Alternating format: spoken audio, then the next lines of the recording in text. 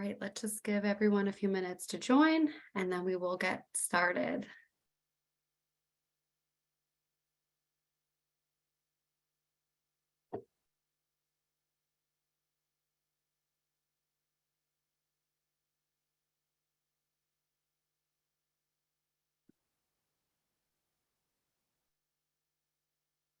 Okay, I see the numbers kind of ticking up, so we can start.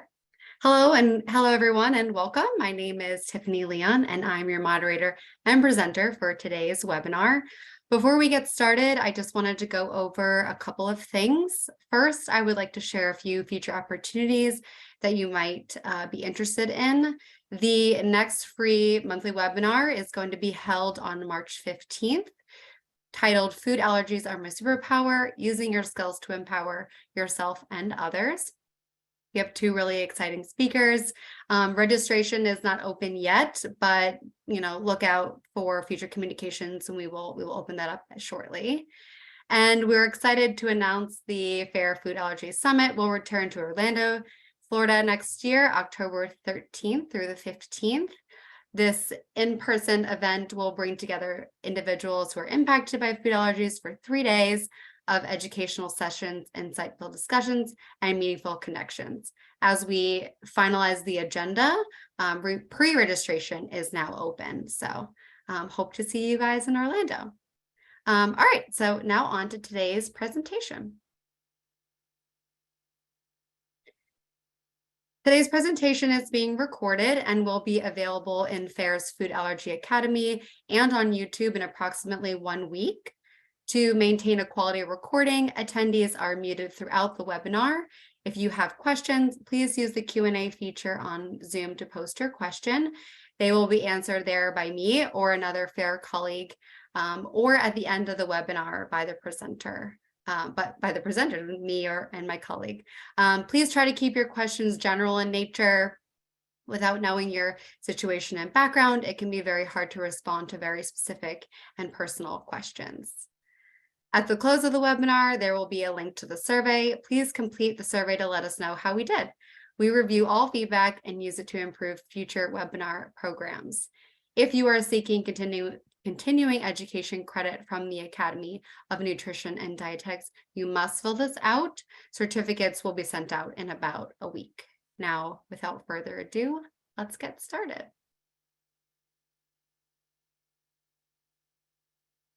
Oh, I see some chats coming through. This is great. All right, so I mentioned my name is Tiffany Leon. I'm the Assistant Manager of Training and Professional Programs at FAIR. I'm here today with my colleague, Bob Earle, who's FAIR's Vice President of Regulatory Affairs.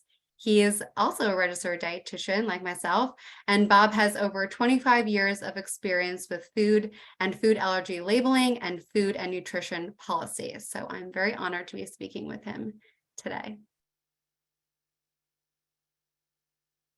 Now, some of you may be familiar with FAIR, Food Allergy Research and Education, but for those of you who are not, FAIR is the nation's leading nonprofit engaged in food allergy advocacy, as well as the largest private funder of food allergy research. FAIR is an innovative education, advocacy, and research initiatives to transform the future of food allergy through new and improved treatments and prevention strategies, effective policies, legislation, and novel approaches to managing disease. To learn more, you can visit our website at www.foodallergy.org. But today we're here to focus specifically on Sesame. And before we get to the objectives, let's see who's here. I'm just going to launch a quick poll so we can see who's in the audience. This helps us tailor some of our topics. Oh, wow. Yeah, they're coming in fast and furious. Look at this, Bob. We'll just give it a few more seconds. That's great, Tiffany. Yeah. So we have, let's see, I'll just end this because we're about 75%. So we've got about 12% that have food allergies themselves, 44% that are parents, caregivers. We have some healthcare professionals and others that are working in the education setting or in food service and some other. So that's great. Thank you. Thank you for sharing. Let me just stop that. All right. So after this session, attendees will be able to understand food allergy basics. As the first webinar of the year, we're just going to take a brief review of the basics, discuss principles of daily management of food allergies, specifically on how to read labels and label reading and label reading in general. We're going to highlight Sesame's journey to becoming the 9th allergen, recognize the benefits and consequences related to the passage of the FASTER Act, and wrapping up with FAIR's actions to mitigate the unintended consequences. And as I said, since this is the first webinar of the year and we may have some new folks joining us today, let's just take a few minutes to start with the basics, to go over the basics. So what is a food allergy? A food allergy is a medical condition in which exposure to a food triggers a harmful immune response. Allergic reactions occur because the immune system attacks proteins in foods that are normally harmless. Reactions vary from individual to individual and case by case, but food allergies can be life-threatening. And at present, there is no cure for food allergies. So since we're focusing on labeling laws in the US, let's take a quick look at some food allergy statistics for this country. There are 32 million Americans that have food allergies. That's roughly 11% of adults and almost 8% of children. Every 3 minutes, a food allergy reaction sends someone to the ER. There are 200,000 people in the US that require emergency medical care for allergic reactions to food each year. And there was a 377% increase in insurance claims associated with food-induced anaphylaxis between 2007 and 2016 in the US. Now, these are alarming statistics, and people can be allergic to any food. But I want to focus on the top 9 most common food allergens because that's what the labeling laws in the US focus on. So just briefly, we're going to go over the top 9 food allergens. We have peanut tree nuts, milk, eggs, wheat, soy, fish, shellfish, and sesame. And when we talk about shellfish, we're talking about crustaceans, so crab, shrimp, lobster, not the mollusks like clams, oysters. And these allergens are found in many foods. Now, while these are the most common, over 170 foods have been identified to cause a reaction. And as I mentioned before, individuals can be allergic to any foods, but all food allergies need to be taken seriously.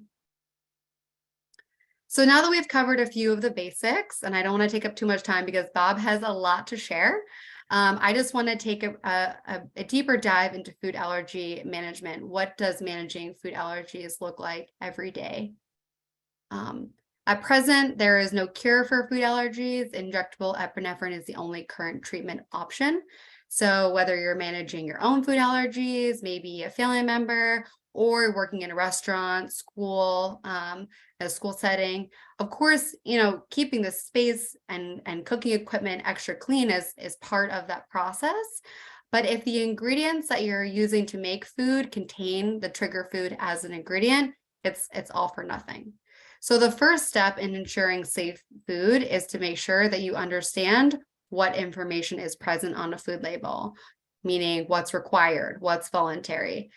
Now, the food allergy community is relying on these labels to make sure that the food that they're eating or that they're serving is safe. So what can you expect to see on a label? The Food Allergen Labeling and Consumer Protection Act, or FALCPA, as you see in the circle on the left, required that any packaged food sold in the US list the top 8 allergens in plain language. This means if a product contains those allergens we saw before, milk, eggs, soy, peanuts, tree nuts, wheat, crustacean shellfish, or finfish, it must say so on the label. And for those that are groups, so tree nuts, shellfish, and fish, they must also list the specific type. Now, FALCPA prescribes how labels can disclose their food allergens, and they can do so in 2 ways, either in the ingredient list, and if it's not obvious already in plain English, like milk or soy, the food allergen must be listed in the common name. So if it lists whey as an ingredient, it must have milk in parentheses to explain that a little further. And the second option is to use a contain statement immediately following the ingredient declaration.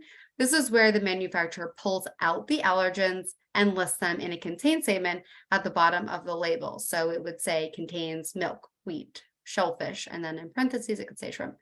So it's important to read every label every time a food is purchased and consumed, because even pack sizes of the same product may have different ingredients. They may have different food allergen labeling, presentation, or the precautionary labels, or different precautionary labels because they may be made in different facilities, which brings me to PAL, which is the circle on the right. Precautionary allergen labeling is tricky because it's not required or regulated, and it's not consistent. So some examples include may contain, or manufactured in a facility that processes, may contain traces of. But we do know that some products with PAL do contain the food allergen that's noted, and some PAL statements list more allergens than are logically or intentionally in a food plan. With the guidance of your doctor or their doctor, some individuals will avoid products with advisory labeling while others may not. It's a case-by-case basis. And now I will pass it to my colleague Bob Earl to share more about the Fast Track, the circle in the middle, which added Sesame to labels, and he will focus first on the unfortunate and unintended consequences that have arisen. So Bob, I will let you take it away. Thank you, Tiffany. And I think before, there is one question that we've received already. And I think since you just talked about the different ways that allergens are labeled, I think I'm going to answer this question now, and then we'll go on, because I think it's right in line with what you just discussed. So the question was, how much of an allergen must be present in a food to list it as an ingredient in a food rather than as may contain? And so may contain is one of the more widely used precautionary allergen labeling statements. There is no regulation that defines exactly how much is there. If let's say if soy is used in the food product, then it would have to appear, as Tiffany mentioned, either in the ingredient declaration, or it would have to be in a contain statement. If soy is used in the facility, that's up to the manufacturer. And as Tiffany mentioned as well, PAL statements are not regulated by the Food and Drug Administration. And yes, you really should, if a manufacturer puts PAL statements on, and I see them sometimes with a whole bunch of food allergens, colleagues of mine in the food industry, they say that as they've acquired different brands and brought it into the fold, they find that long made in the same facility, processed on the same line, or made in a shared facility, those types of PAL statements, actually, there are a lot of manufacturers that those lists don't even reflect exactly what's in the plant, that there are more allergens listed in a precautionary statement than they don't even have them. Let's say, logically, for a lot of types of foods, you aren't going to have fish and shellfish unless it's used as some type of a flavor in a food. But then the regulations would require it to be called out and not used in the allowances for flavors and spices that FDA allows to group ingredients together. So I think we'll go on and we'll pick up on the questions afterward. I think I've answered the second one as well, I think, about containing the allergen. So moving on, sesame allergy, it is real. It has been on the radar of FARE and its predecessors organizations as a food allergen. Nearly 1.6 million Americans have sesame allergy. And so we fought very hard to move to have it added as a mandatory labeled allergen along with the 8 that were defined by FALCPA.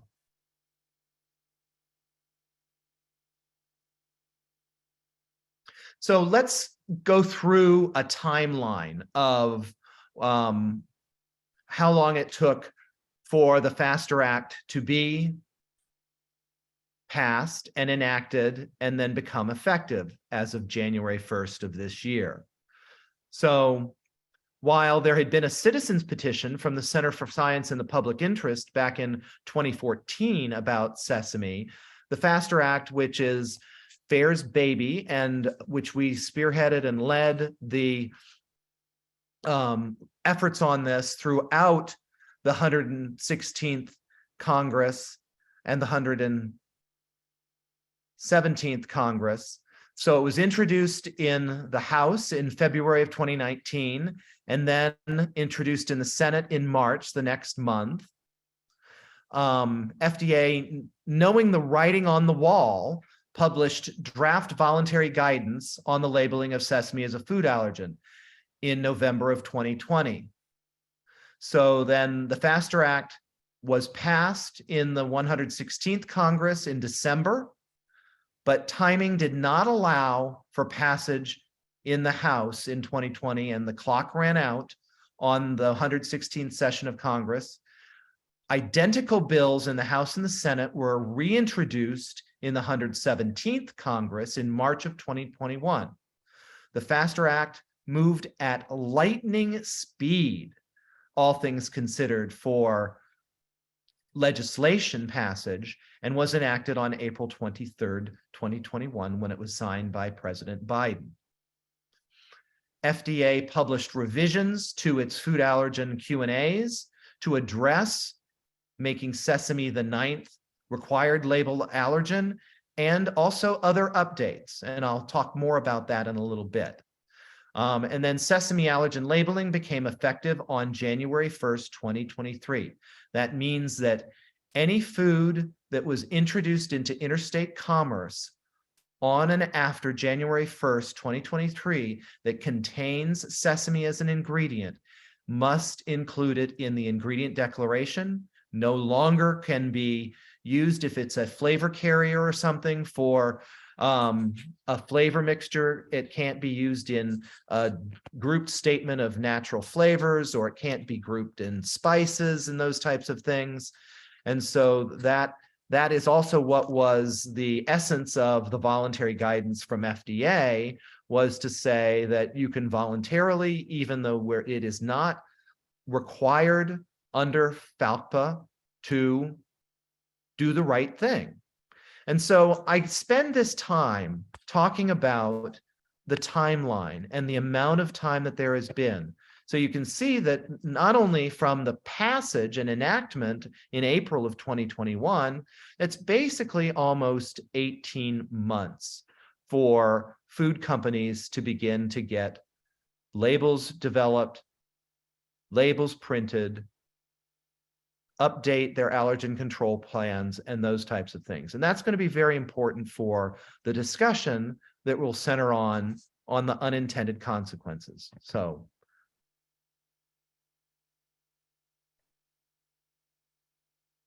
again, what exactly did the FASTER Act require? Well, of course, we've already discussed that it required that sesame be labeled as an allergen on packaged foods, along with the other top 8, beginning January 1st, 2023. So now we have 9 food allergens, and it's the first time since 2004, over 17 years, that we have a new food allergen. So it's taken a long time. Legislation can move ultra quick, like it did in this case. We're so happy about that. But lightning will never strike twice on legislation to add another food allergen again that quickly.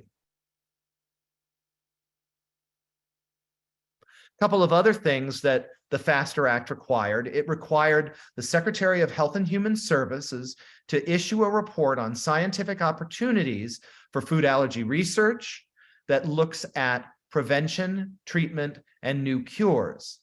Now, unfortunately, that was due in 18 months after passage, which was October, near the end of October of 2022. We still have not seen that report from HHS.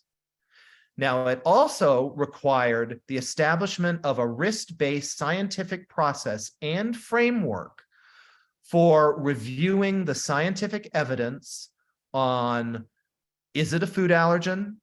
What's the prevalence in the population? How severe are reactions? And how potent are reactions? And so that was done by FDA. It released the draft guidance for industry and other stakeholders on the framework for reviewing future allergens that would move on to become labeled, that could be done by FDA acting on its own or via what is called a citizen petition to the agency. So we were very pleased that they did that, did it a little bit faster than we had thought they would, which was great. They had ample time to comment. We commented extremely thoroughly on ways to improve and strengthen the framework and to make sure that it was not so cumbersome that no additional food allergen could be added under this framework and regulatory process.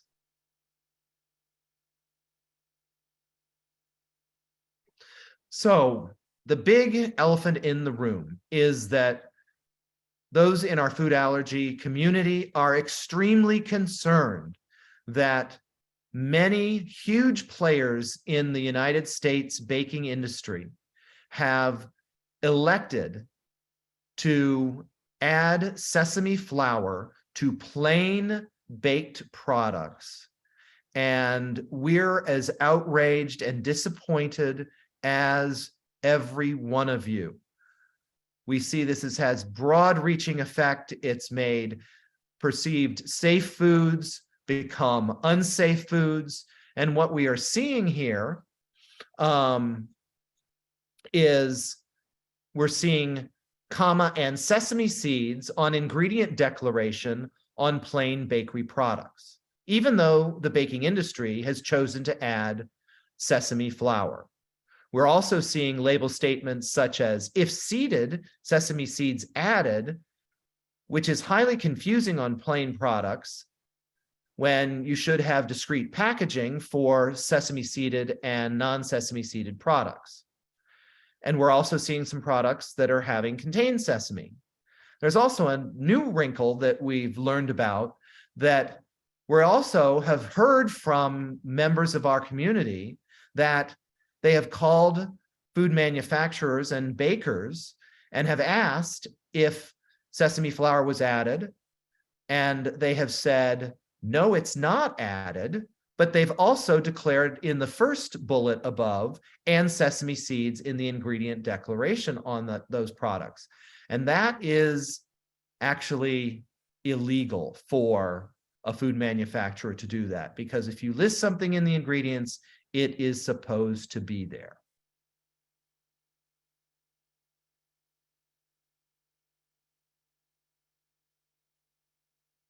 So what all of a sudden, beginning in April, at the end of April, through our colleagues at the organization Snack Safely, they reported on an inquiry from a food allergy parent that had a child with sesame allergy, that they had contacted a company called Pan-O Gold, a Midwest bakery company, and they provided a written response that was extremely cavalier, that they felt that they had no other choice than to add sesame flour to all of their products. And so at that point, I began engaging with the American Bakers Association in early May to start to discuss this. And we also shared this news with the Food and Drug Administration and expressed our displeasure with this practice. But as we went through the summer and into the fall, I've just provided 3 examples here where on the left side is ballpark hot dog buns that have sesame seeds at the end on a plain product, plain hamburger buns from Pepperidge Farm that has sesame seeds at the end of the ingredient declaration and in the contain statement. and then a Wonder Bread product that has in the ingredient statement as well. This is not, this is affecting, I noticed there's a lot of school nurses and school food service people that have joined this webinar. It's affecting everyone.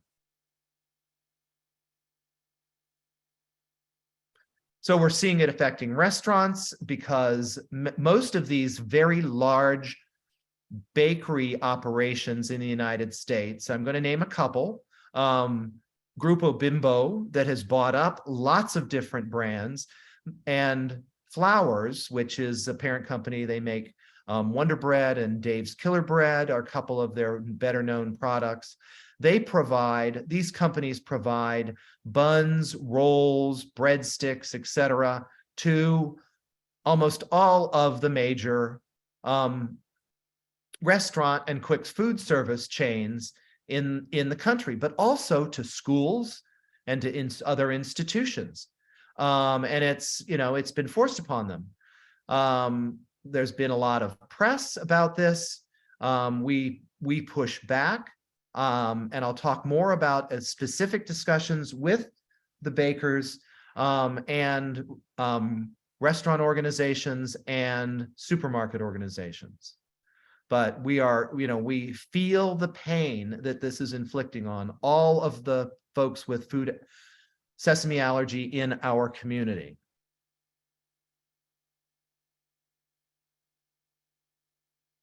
So beginning, as I said, in May of 2022, we started to engage with the American Bakers Association, had repeated calls with my equivalent colleague and others at the Bakers Association. Culminated, I was invited because of the magnitude of this issue, where we have never seen an entire industry sector take such an action related to a food allergen by intentionally adding it to products that it was never intended to be in before. So the major questions that I had in the hour on their regulatory and technical committee meeting was, why is the baking industry chosen this action of adding sesame flour? What alternatives have they considered? And why were other options rejected? And what I learned from them, and I completely disagree, but let's say you're huge and you've got 100 different baking facilities. My central question was, why couldn't you clean your ovens and lines and dedicate X percentage of them to sesame seeded products and dedicate the remainder to non-sesame seeded products? There were 2 occasions that the Bakers Association conducted webinars for the industry that are publicly accessible, and you can find more from a website link on FAIR that I will talk about later, where they talk about they should be able to do this. They do it in Canada, where I'll talk about the Canadian situation on the next slide. But really, the bottom line ended up in the discussion is, what's left in bakery that will be safe for those with sesame allergy? So they said they just couldn't do it because they couldn't dedicate lines and segregate ovens and plants, and it really, is frustrating to no end. So and that's why they've chosen to deliberately add sesame flour. But look on this slide that this is not happening in Canada. Sesame has been a priority food allergen since 1999. Canada and my colleagues at Food Allergy Canada that I talk with regularly on a variety of food allergy issues, they're not seeing similar addition of sesame flour in the United States. Thank goodness. They do see and did see quite a bit of growth after sesame became required of may contain statements versus including and sesame seeds in the ingredient declaration. Health Canada, the equivalent to the FDA in Canada, has had voluntary guidance on the use of precautionary allergen labeling statements since 1994. They request that it be constrained only to the use of may contain. And that was strengthened in 2012. So we've got this paradox here where products are still able to be quite safe for those with sesame allergy in Canada, and then we have this horrific situation happening in the United States.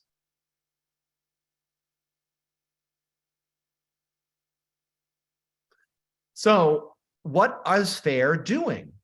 You know, we've been monitoring to ensure that all of the requirements of the FASTER Act have been accomplished, commenting on FDA's guidance, as I mentioned, on adding new allergens, commenting extensively on their question and answers about food allergens and food allergen labeling that we just wrapped up at the end of January when the comment period for the public closed. But know that we have been listening and responding to everyone in our food allergy community. We understand your anger, your frustration, and such. We've spoken out vociferously to the media about our concerns over intentional addition of sesame to bakery products. We have activated our FAIR advocates to contact their members of Congress and raise this issue so that Congress can then speak to the FDA. We have continued an ongoing dialogue with FDA and are waiting for scheduling of another meeting to continue our discussion. When we first brought this up, after we learned about the Pan of Gold situation, we met with FDA, alerted them. We've had at least 2 additional conversations about this. FDA has at least, but within the limits of the law and their regulations, have not, have been clear in articles that they do not support this action, although it is not violative of the law and regulations. We're also informing our community about bakeries that do not intentionally add sesame or sesame flour. And I'll dig a little bit deeper in that because there's one, as we started to learn, we learned from some other food allergy organizations and web platforms, and also from members of our staff that have kids with food allergy. There's a bakery in the northeastern United States called Khalees & Sons Bakery. They do, while they do make seeded and non-seeded products, they make a huge volume of products in bakery facilities that do not contain sesame in the facility, and they have chosen not to add sesame or sesame flour. I've also been engaged in conversations with supermarket chains, and we're working on getting information that when supermarket chains operate their own bakeries, are they doing this are they adding sesame and sesame flour to their packaged retail products, realizing that in-store bakeries are going to be a challenge with nuts and seeds and those types of things, just as food service is in foods in supermarkets made to order that are ready to go, and you have cross contact at a buffet and those types of things. So we continue to work on every angle we possibly can to try to mitigate, and our end goal is to turn this around.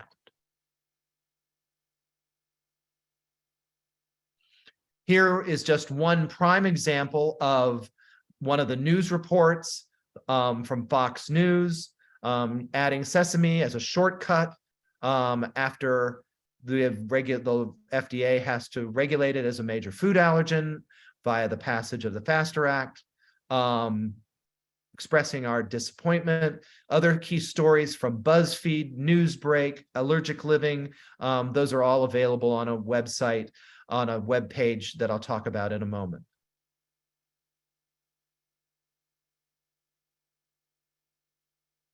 So going a little deeper on comments to FDA, as I mentioned, that we submitted strong comments on FDA's draft framework on adding additional food allergens that would be required to be labeled. That was in 2022. And then near the end of 2022, FDA published its food allergen Q&As, and that comment period closed at the end of 2020, end of January of 2023, just a couple of weeks ago.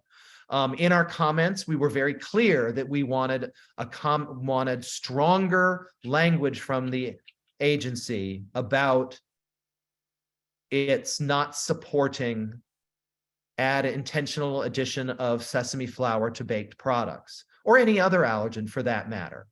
And we will continue to work with FDA on this issue.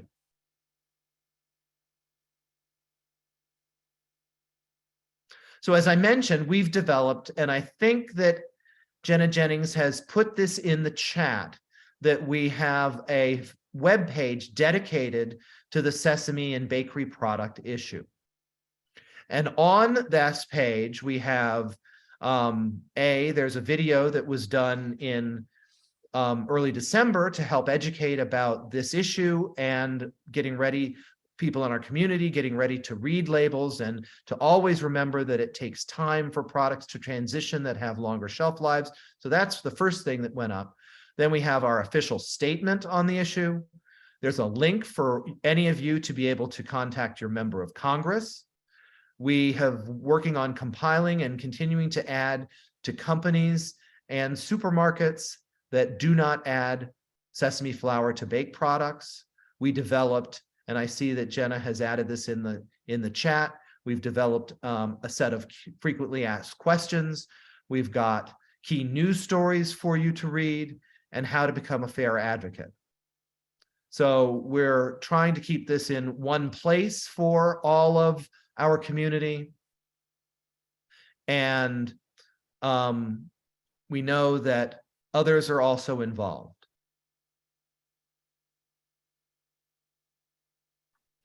So an additional thing, because I had my eyes glanced that there was a question about what legally could be done. While we are not the arbiter of FDA's legal authority, the Center for Science in the Public Interest did submit a citizen petition to FDA, one as part of the comment docket, as it's called, on January 30th, and also submitted to FDA as well.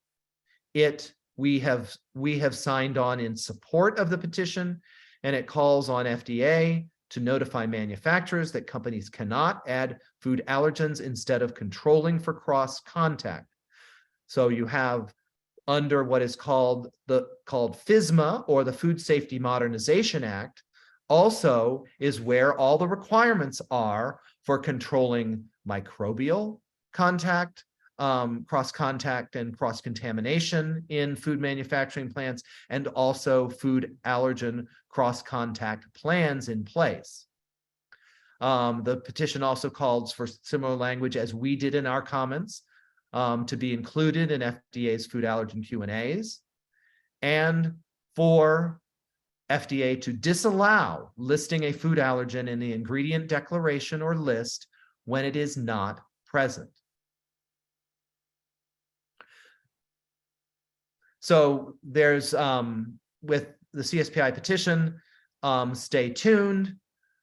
And finally here, before we go and open up, and we've got nice and ample time to work on a discussion and to address and answer your questions, coming up at our Courage at Congress legislative action event on March 27th, we will have Dr. Susan Main, who is director of FDA's Center for Food Safety and Applied Nutrition. She's participated in the last couple of our legislative fly-ins. It is sold out with the overwhelming response. We are at capacity with the facility where we're having the meeting, and this we hope to have our meeting with FDA before our most upcoming meeting before the March 27th discussion with Dr. Main and hoping that there can be some product progress and better news to share. So again, just to recap that we understand your frustration. We did not see this coming. This was never expected for an entire sector of the food supply and so vast as the baking sector to take this type of action instead of implementing adequate food allergen controls, designating lines, and not taking this exquisitely easy and dangerous and unsafe shortcut. So I think with that, we're ready to open up for the Q&A session, right, Tiffany? Yes, we are. And we had many questions come in, some themes, so we'll try and get to as many as we can. One question that was asked a few times was, why aren't they just adding the voluntary may contain label? I don't understand why they feel they have to add sesame flour or seeds to the ingredients to display that on the label. Can you share? I can share what I know. I don't think the answer that I was given by bakers is sufficient. They feel that because sesame as a seed that is on the surface of largely of products, and they've got these huge long tunnel ovens that they claim they can clean to the extent possible. And they while they, yes, are aware, and that was one of the parts of the discussion, why didn't you just use may contain? That they feel that if a FDA inspector sees sesame seeds, they would force a recall. And so by purposefully putting the ingredient in the product, they believe that this would reduce their liability with recalls. And I don't disagree with it. It is completely against everything related to good manufacturing practices, and is just unconscionable. And I hope that is a sufficient answer for the question. Do we have another one, Tiffany? Yes. How are manufacturers allowed to use natural flavors without telling us what we're actually ingesting? I hear proprietary recipe all day long, but it should be illegal for people to not know what we're ingesting. How do we fight this? Well, there are two sides to this question. And the one that relates on the food allergen side is FDA has been very specific that if now with the addition of sesame to the top 9 food allergens, if those are included in flavors or spices and that they must be called out. So if you had, let's say, peanut flavor in something that you would have, and that you had natural flavors, you would have to, in the ingredient declaration, say natural flavors, peanut or peanut flavor, or add a contains peanut on the ingredient declaration. So FDA has been clear that for the allergens requiring labeling, that you must designate and cannot lump in as part of a secret formula or proprietary formula protecting a food company's intellectual property, et cetera. That when it comes to the top 9 food allergens, that is not allowed. Now, for other ingredients that are flavors and spices and such that can be lumped together, yes, I'll agree that is not very helpful for people that have an allergy to something beyond the top 9. FDA, certainly a conscious and proactive food company may choose for some of the things like mustard, and some others that are more common that are labeled in Canada, the European Union. We've got different lists that are required all over the globe. So yes, you might not know, and you would still have to contact a manufacturer. I would find we can't tell you because it's our intellectual property, not a sufficient answer. They can tell you that it's there. what's really the intellectual property. If you're only asking about one specific food allergen, that's easy enough to do. They aren't disclosing and violating their business intellectual property by providing you with that type of information. Right, like a yes or no answer. Is mustard present in this? They're not handing over the full recipe with amounts and To yeah. know how much of Right. anything else in that mixture, all Right. those types of things. Exactly. So since we're talking about manufacturing facilities, what steps does the manufacturing facility have to go through to not have to list an allergen in the ingredients? For instance, I've heard that many bread companies are adding sesame to items that don't previously add it. We've already talked about this, but how do they how do they, what steps does the facility have to take to go through to clean the lines, to train their staff, because someone else also asked, how is adding an ingredient a cost cutting measure? So can you kind of, weigh the two options? Well, it did, adding an ingredient that doesn't or shouldn't be there in the first place is not, it's adding cost.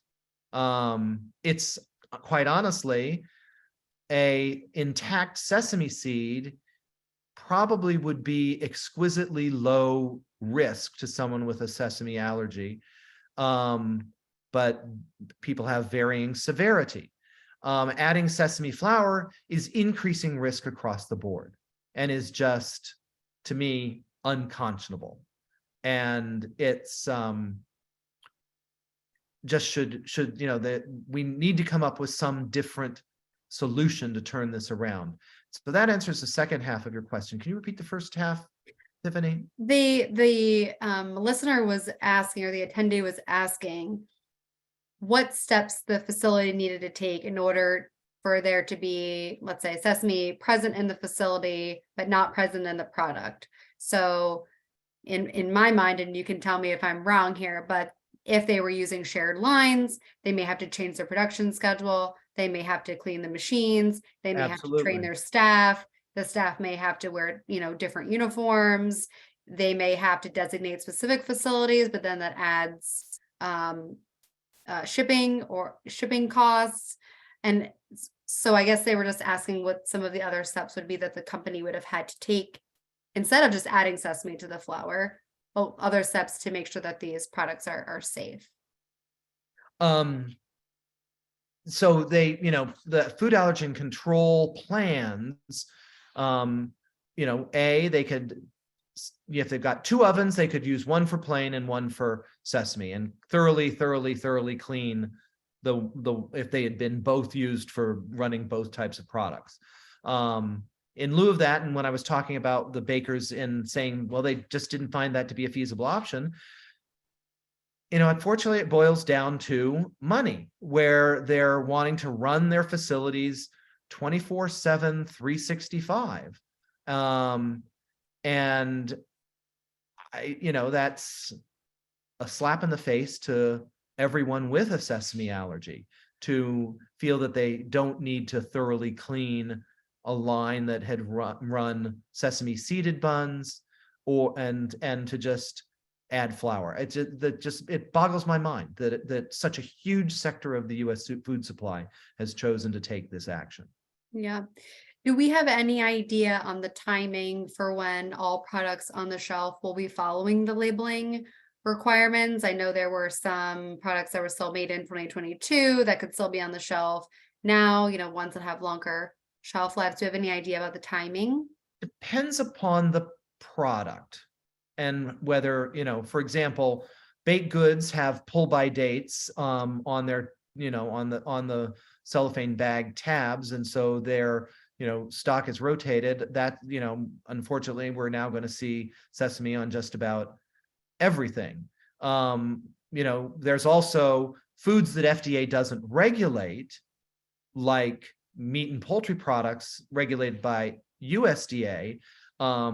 Even in 2021, I actually pulled a can of soup out of my pantry to have for lunch, and it had either beef or chicken in it, I forget which, but it actually contained sesame on it and had sesame oil as one of the ingredients. And so I think we'll see it on those types of products, but in something like soup or salad dressing that has a long shelf life, it's going to vary but on the shelf life of a given product.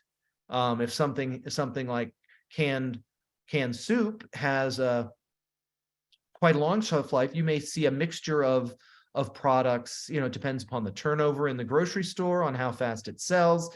It depends upon, but every product would be needing to be labeled accordingly, correctly now coming out of a factory. But it can go to warehouses and then it can go into supermarkets. So it will take time. I'm just going back in the presentation because we've had a few questions come in about what people can do. How can large groups like FAIR, like the food allergy community, what can they do to help fight this? So I just wanted to go back to Sure. the FAIR website. Can you just reiterate some of the top things? I know you mentioned Yeah, I CSPI. mean, be as passionate as all of us at FAIR are. Contact your member of Congress. Jenna's given you the link to this page on our website, and so that and you can go to CSPI's website and sign on and support their petition as well. We're talking with members of Congress. We have the Food Allergy Research Caucus, and educating them and doing everything to possibly get this turned around. It's going to be a long road, but we want, be as passionate as and angry and upset as we are, because we, and we'll keep you posted.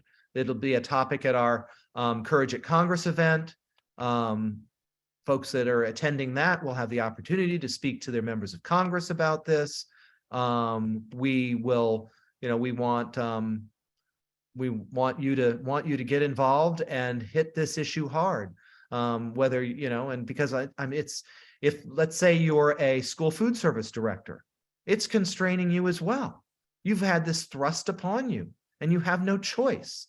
So you should be as outraged as everyone else, because now you probably have, as I've heard from some in the school food service sector, you're having to buy more expensive product and provide, let's say, a gluten-free bread product to kids where plain buns would be normally much less expensive. So it's increasing cost.